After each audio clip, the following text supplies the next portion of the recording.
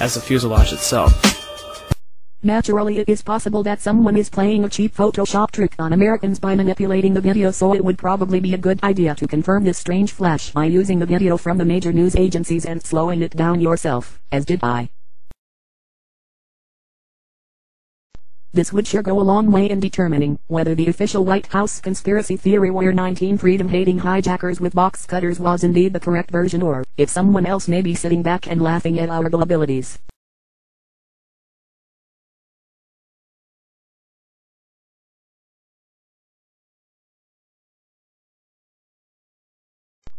Those dust clouds that we saw chasing people all over Manhattan are perfectly normal in the collapse of a building so long as the collapse is done with high explosives. 47 stories. Explosive energy creates hot dust clouds rising like a volcanic eruption. By the other two, it was kind of a reddish brown, and it more or less ran east and west. It was a long, thin building, but it had been damaged and it had been on fire for hours, and the smoke just seemed to intensify. But we really couldn't see a lot of damage from this angle, from the north side of the structures.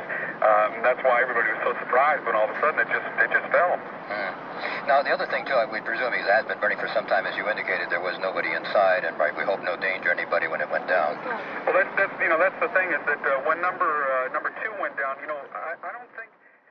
The U.S. Geological Survey website provides us with a definition of a pyroclastic flow as a ground-hugging avalanche of hot gas and debris. Huge buildings that have been here so long would actually just fall, and that's what happened. They just crumbled. The rising gas chimney is clearly visible in this photo of the North Tower implosion with pyroclastic flows between buildings.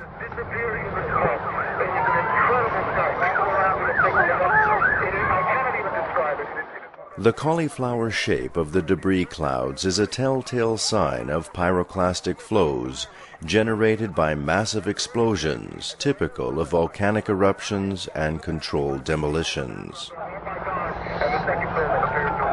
Yes, you're absolutely right, Ben. That is the second building that has gone down. It came out like a plume of smoke, like a banana unpeeling, plumes of smoke coming out, and then absolutely nothing. And now where there were two huge buildings, two huge towers, there is now nothing. A pyroclastic surge can even flow over water as hot gases carry dust created by explosive energy. Here, the South Tower implosion creates a pyroclastic surge moving out over the Hudson River. The tower of the World Trade Center has just crumbled, collapsed in a pile of dust. This approximately less than an hour after it was hit by an aircraft. The second building completely down.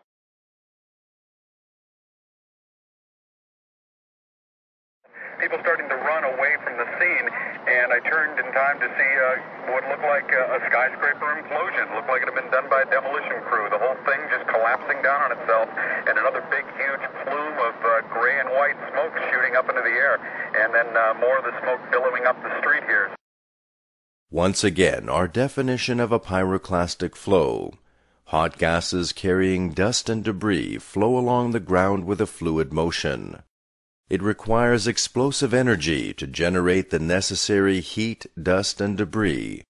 Turbulence and fluidization of debris are characteristic.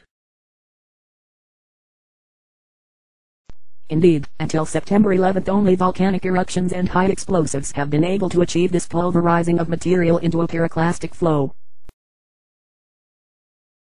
And I turned in time to see what looked like a skyscraper implosion. Looked like it had been done by a demolition crew. The whole thing just collapsing down on itself, and another big, huge plume of gray and white smoke shooting up into the air, and then more of the smoke billowing up the street here. Once again, our definition of a pyroclastic flow. Hot gases carrying dust and debris flow along the ground with a fluid motion. It requires explosive energy to generate the necessary heat, dust, and debris. Turbulence and fluidization of debris are characteristic. Evidently the hundreds of firemen and policemen and citizens and reporters at Ground Zero were all mistaken about all of the huge explosions they saw, heard, felt, and then described. We heard another explosion, This is, you know, the first explosion, and there was a second explosion in the same building. There were two explosions. Okay. Federal, and they do believe that there was some sort of explosive device. We received word of the possibility of a secondary device, that is another bomb going off. He tried to get his men out as quickly as he could, but he said that there was another explosion, which he said there was another explosion that took place. When a big explosion happened? One and then the other, some say after secondary explosions. There were 2 or 3 similar huge explosions. Big explosion. We just witnessed some kind of secondary follow-up explosion. We understand now there has been a secondary explosion on Tower 2.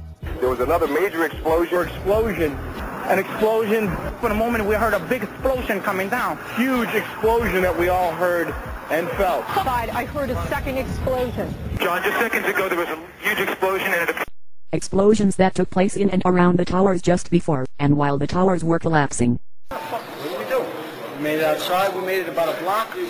We made it at least 2 blocks, and we started running. Floor by floor, it started popping out. It was if they had detonated. Detonated. They were planned to take down a building. Boom, boom, boom, boom, boom, boom, boom. All the way down. Once again, our president fixed this little problem by placing a gag order on government city and county employees who were at the scene. Make no mistake about it, people from all over the country are gagging right now. Those who have been ordered to, and those who have not. They want you to ignore the fact that no steel frame skyscraper had ever collapsed due to fire until September 11th, when suddenly 3 steel frame skyscrapers collapsed within hours of each other. Almost looks like one of those planned implosions. And so now as we stand here, both towers, the tops of both... You didn't know about the third one, did you?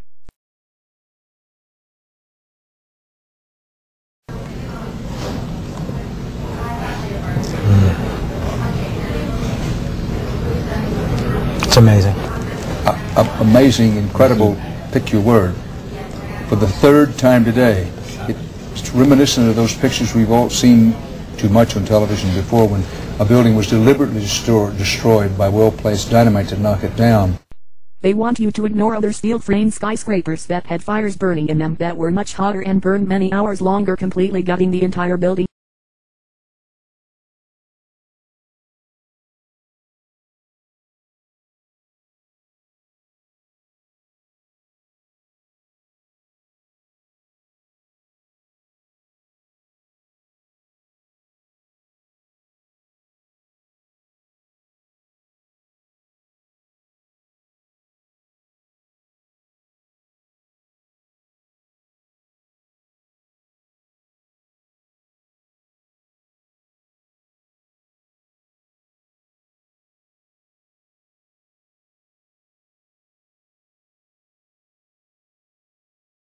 Yet when the smoke cleared, there was no collapse or any stack of floors from a pancake experience.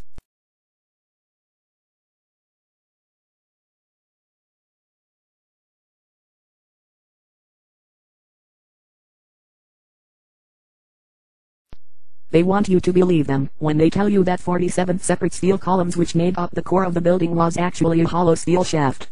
They hope you don't understand that even given their insulting pancake theory, there should have been these massive support columns sticking hundreds of feet up into the air, but somehow these massive columns were also shredded into pieces 30 feet or less, conveniently ready to be loaded onto trucks.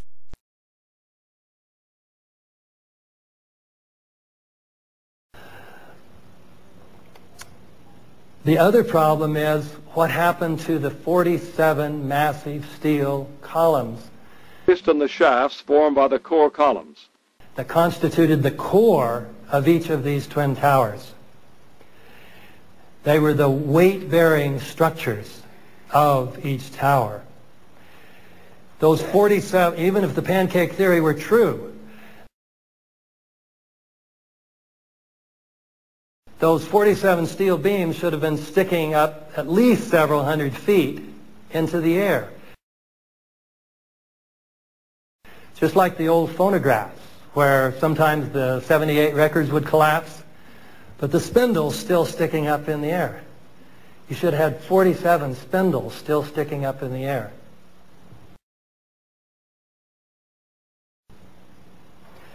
Well, What did the 9/11 Commission report do about that problem?